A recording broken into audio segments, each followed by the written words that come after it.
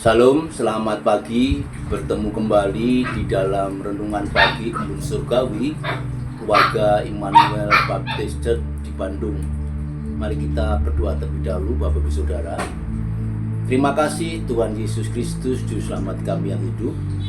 Kami bersyukur menikmati kesempatan hari ini dalam keadaan sehat.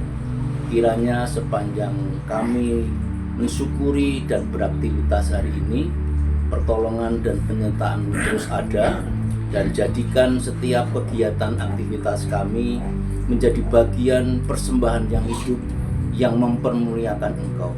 Kami mohon urapan kebenaran firman-Mu yang hamba-Mu sampaikan kiranya menjadikan kekuatan yang baru, dan kami siap untuk menjadi pelaku-pelaku firman.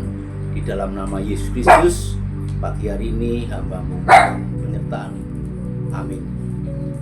Salam Bapak Saudara.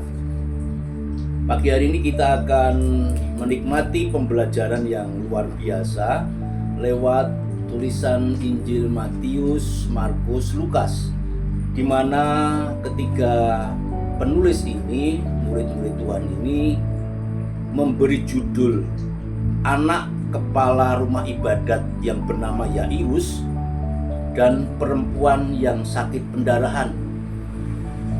Saya menggalinya, saya menemukan beberapa kebenaran yang pagi hari ini akan menguatkan kita. Walaupun realita yang sedang ada dalam kehidupan kita hari ini, manusia sekarang terasa dalam kehidupan mereka bagaikan dalam hidup di dunia mata-mata, intelijen, ya, dimana ditanamkan supaya kita, anak-anak kita itu jangan gampang percaya kepada siapapun. Karena dalam keluarga memang baiknya kita mengajari mereka supaya untuk terus waspada, berjaga-jaga terhadap keberadaan orang di luar keluarga kita. Tetapi perlunya sebuah pemahaman bahwa kita itu makhluk sosial, makhluk yang diciptakan istimewa di hadapan Tuhan. Kiranya kita sebagai orang percaya, umat Kristen, tetap memakai kewaspadaan, tetapi kita itu harus jadi terang dan garam, di mana kita akan menyinari orang-orang yang masih perlu menerima kabar baik. Demikian pula aktivitas Yesus Kristus, Bapak Saudara. Aktivitas Yesus Kristus tidak pernah berhenti dari kuasa dan kasih-Nya yang Dia tebarkan, yang Dia anugerahkan. Maka itu dari narasi kisah ini saya memberi judul karunia atas iman adalah kehidupan baru. Artinya bahwa Yairus yang merupakan kepala rumah ibadat, ketika punya pengalaman hidup di mana anaknya yang berusia 12 tahun itu sakit, dia datang untuk meminta pertolongan Yesus. Dia tahu bahwa ada pribadi Yesus yang luar biasa, Bapak Saudara. Dan Yesus pun meresponi untuk datang ke rumah Yairus. Di tengah perjalanan ternyata ada kisah yang ditambahkan atau yang terjadi pada waktu itu, yaitu ada wanita yang sakit pendarahan 12 tahun juga. Ini sebuah kisah satu kehidupan, tetapi ada dua perkara yang bisa kita implementasikan, yang bisa kita ambil semangatnya, keimanannya, bahwa Yesus Kristus senantiasa dalam hidupnya memberikan belas kasih, memberikan berkat-berkat mujizat dan keajaibannya. Secara eksplisit bahwa Yairus itu dalam kata Ibrani berarti Tuhan yang menerangi. Karena dia sebagai kepala ibadah, dia pastinya dalam hidupnya menerangi. Tapi ketika punya masalah, ternyata ada yang lebih, sang terang yang dia minta, Bapak Saudara. Dan Yesus Kristus memang datang melangkah. Tetapi di ayat 35 di Markus pasal 5, saudara dari Yairus mengatakan bahwa keadaan anaknya semakin memburuk, bertambah buruk. artinya mungkin kondisinya mau mati.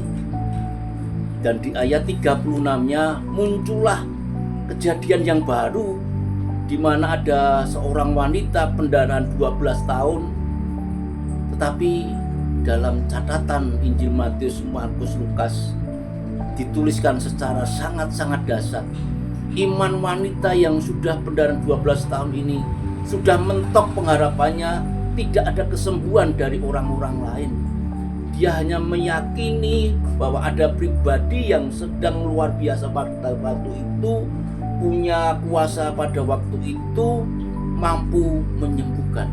Dengan keyakinan itulah dia menerobos kerumunan orang banyak.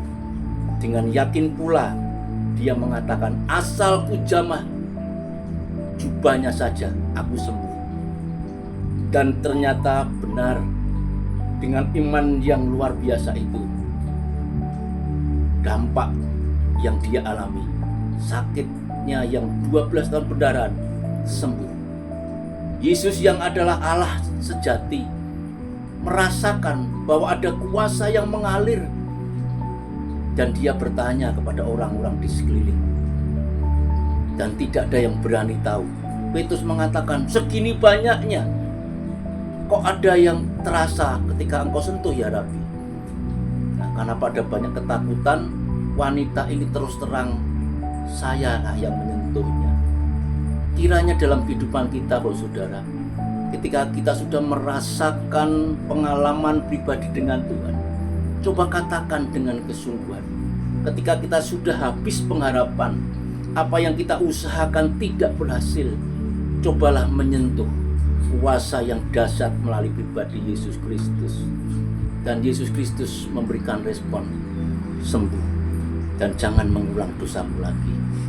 Dan Yesus tetap melangkah menuju tempat tujuan rumah Yairus. Dan benar, keluarga Yairus mengatakan bahwa anak yang usia 12 tahun tadi sudah meninggal. Tetapi Yesus percaya, karena dia Allah itu sejati, Allah yang sedang menjelma jadi manusia, mengatakan bahwa anak itu tidur. Di ayat 39, Bapak Saudara, mengapa kamu ribut? Mengapa kamu kurang percaya?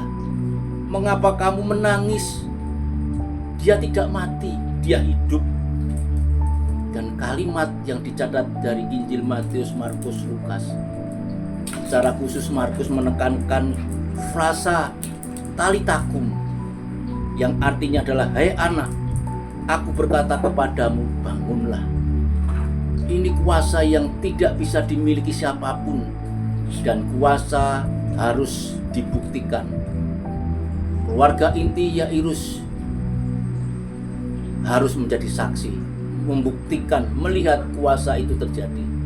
Murid-murid yang dikhususkan, Petrus, Yohanes, Yakobus, harus bisa membuktikan bahwa rabinya, Tuhannya yang berkuasa itu mampu membangkitkan orang yang sudah mati, dengan mengatakan, hai anak, aku berkata kepadamu, bangunlah. Bapak Ibu yang saya kasihi, ketika kita sudah menerima karunia atas iman kita, sepantasnya di setiap kehidupan kita, hidup kita sudah menjadi baru dan bisa menjadi berkat di setiap kegiatan aktivitas kita.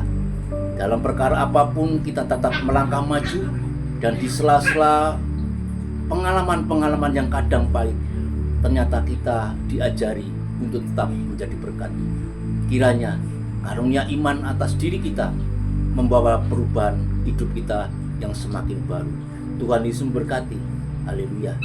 Amin.